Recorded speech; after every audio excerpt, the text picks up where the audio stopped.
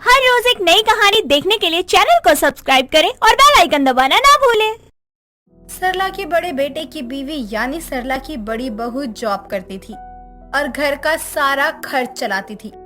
लेकिन सरला जब अपनी छोटे बेटे की शादी करती है तो सरला की छोटी बहू अनपढ़ आती है, पर दहेज में बहुत सारे पैसे लेकर आती है। उसे उस बात का रौब था, जिस वजह से उसे लगता था कि उसके ससुराल वाले उससे कोई काम नहीं करवाएंगे। लेकिन शादी के दूसरे दिन ही सरला अपनी बहू को सुबह सुबह आवाज लगाकर कहती है, बहू उठ भी जा, बड़ी बहू को ऑफिस जाना है, लल्ला को ऑफिस जाना है, लेकिन तुझे समय ही नहीं दिख रहा। इतना सुनकर सीमा अपने कमरे से बाहर आती है और अपनी सास से कहती है, बताओ माँ जी क्या बनाना है, बना देती हूँ मैं। कुछ भी बना ले, लेकिन ढंग का बनाइयो बहू। तू जितनी अनपढ़ है, तेरे काम भी उतने ही गवारों वाले होते हैं। माँ जी माना कि मैं पढ़ी लिखी नहीं हूँ, लेकिन आपको मेरे पिताजी ने दहेज भी तो भर भर कर दिया है।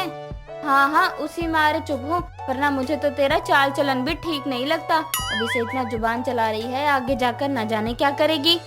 सीमा तो अनपढ़ थी, साथ ही गांव की भी थी, लेकिन रोशनी पढ़ी लिखी थी और वो जॉब भी करती थी, जिस वजह से सरला भी अपनी बड़ी बहू को बहुत प्यार करती थी और अपनी छोटी बहू को हर बात पर ताने देती थी। अब सीमा अपने और अपनी जेठानी के बीच भेदभाव देखती थी।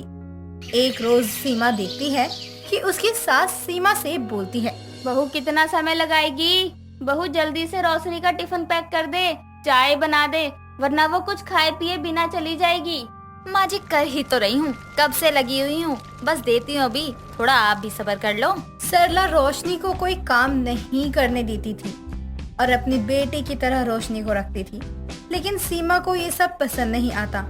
रोशनी को सरला अपने हाथों से भी खाना खिलाया करती थी, लेकिन सीमा को वो सिर्फ काम और काम के लिए ही याद करती थी। अब एक रोज रोशनी के ऑफिस की छुट्टी होती है और जैसे ही रोशनी झाड़ू लगाने के लिए जाती है, वैसे ही सरला रोशनी से झाड़ू छीनते हुए उससे बोलती है, बहू जा, तू जाकर आराम कर, एक दिन तो तुझे छुट्टी मिलती है, सीमा है ना, वो कर लेगी ये सब, तू चिंता मत कर। ये सुनकर सीमा तो गुस्से से आग बबूला हो जाती है, लेकिन वो मन ही मन सोचती है, आजा बहू बैठ जा, सर दबा दूं, तू काम मत कर, हाथों में धूल मिट्टी लग जाएगी, अपने हाथों से खाना मत खा। माँ जी तो ऐसे करती हैं जैसे रोशनी दीदी इनकी बहू नहीं बेटी हो, और मुझे पूछती भी नहीं। मैं तो इतना दहेज लेकर आई हूँ यहाँ नौकरानी बनने के लिए ना। सीमा की शादी को 10 दिन भी नहीं हुए थे, पर उसे खुद को देखकर ससुराल में ऐसा लगने लगा था कि वो अपने ससुराल में बहू नहीं बल्कि किसी के घर की नौकरानी बनकर आई है। अब सीमा कुछ बोल भी नहीं सकती थी, क्योंकि सीमा को हर बात पर उसके पिता की बातें याद आ जाती थी, जो उसके पिता ने विदाई के समय उसे बताई थी। बेटी, तेरी शादी मैंने बहुत धूमधाम से की है, बस तू अपने ससुराल वालों को मुझे सुनाने का कोई मौका मत देना।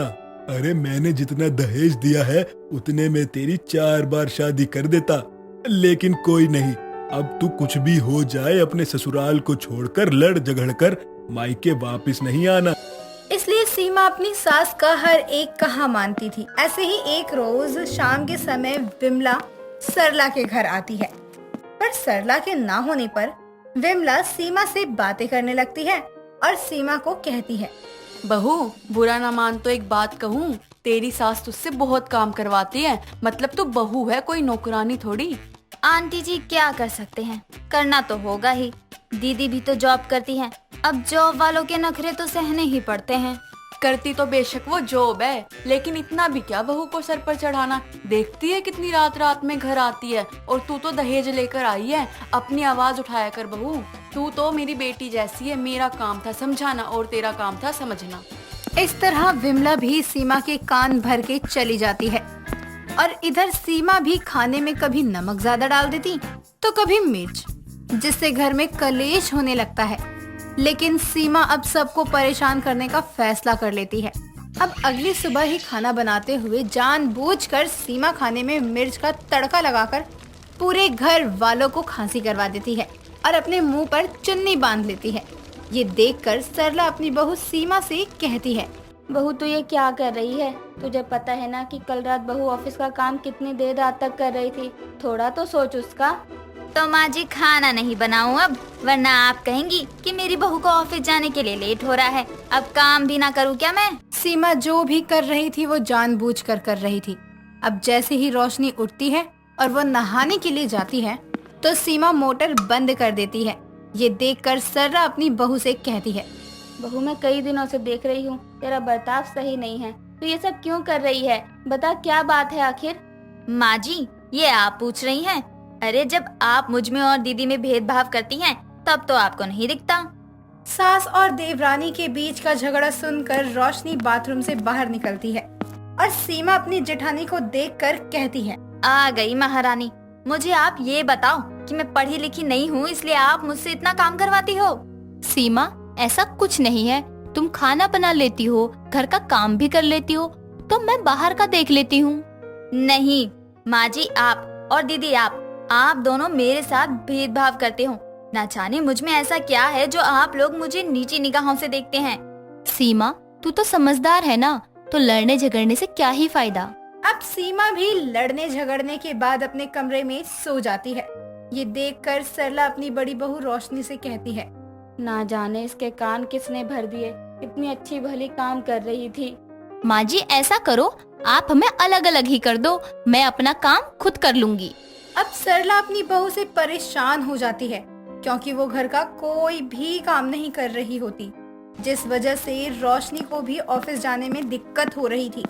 लेकिन सरला इसका हल निकाल ही लेती है और अपनी दोनों बहुओं को हॉल में बुलाकर कहती है, सीमा बहू तुझे क्या लगता है कि बहू जितना भी कमाती है वो जमा कर रही है?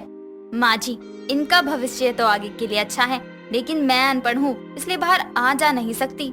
सीमा मैं सिखाऊंगी तुम्हें बाहर आना जाना कैसे क्या है, तुम चिंता क्यों करती हो? माँ जी मुझे अलग ही कर दो, मैं अपना देख लूंगी, फिर दीदी को पता चलेगा। बस बहू बहुत हो गया, अब रोशनी को कुछ भी नहीं कहेगी। तुझे पता है ये घर जो तू देख रही है ये रोशनी की देन है। तेरा ससुर तो इसे जुए में हार गया था, मरने को तो मर गया लेकिन कर्ज छोड़ गया सर पर। जब से ये घर में आई है इसने इस घर के कर्ज को चुकाने के लिए नौकरी करनी शुरू की है, और आज ये जो घर महल बना हुआ है सब रोशनी बेटी ने ही किया है। क्या सच कह रही हैं आप माँ जी?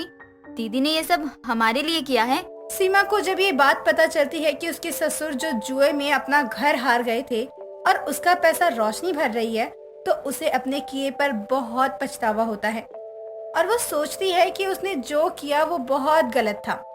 बिना सोचे समझे उसने रोशनी को भी ब्लेम किया। लेकिन जब सीमा को ये बात पता चलती है तो वो उस घर को अपने घर जैसा मानने लगती है और अपनी जेठानी को बहुत सारा प्यार देती है। दोस्तों अगर आपको ये कहानी पसंद आई तो इसे लाइक करें, शेयर करें और कमेंट करके बताएं कि कहानी में आपको सबसे अच्छा क्या लगा।